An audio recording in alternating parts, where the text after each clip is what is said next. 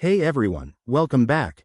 If you're a fan of first-person shooters and can't wait to dive into Counter-Strike 2, CS2, in 2025, you're in the right spot. Today, I'm going to guide you through the simple steps to download and install CS2 on your PC or laptop.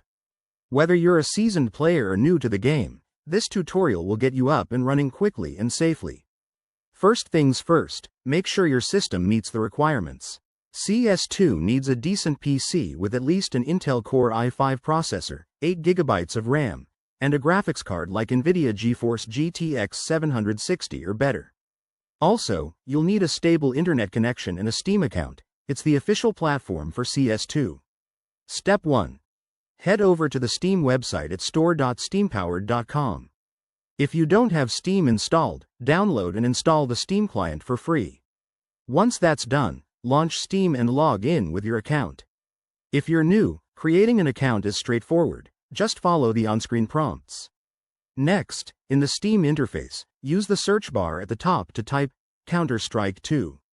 When the game appears, click on it to go to its store page. Check out the details, system requirements, and any updates for 2025. Then, hit the Add to Cart or Install button. CS2 is free to play, so you won't need to pay unless there are special editions. After adding it, go to your Steam library, find CS2 in the list, and click Install. The download size is around 15 to 20 gigabytes, so grab a coffee while it downloads. Once it's finished, click Play to launch the game and jump into matches. A quick tip: always download from official sources like Steam to avoid malware. If you run into issues, like compatibility problems, check Steam's support forums or update your drivers. There you have it. That's how you get CS2 on your PC in 2025. It's that easy to join the action-packed world of competitive gaming.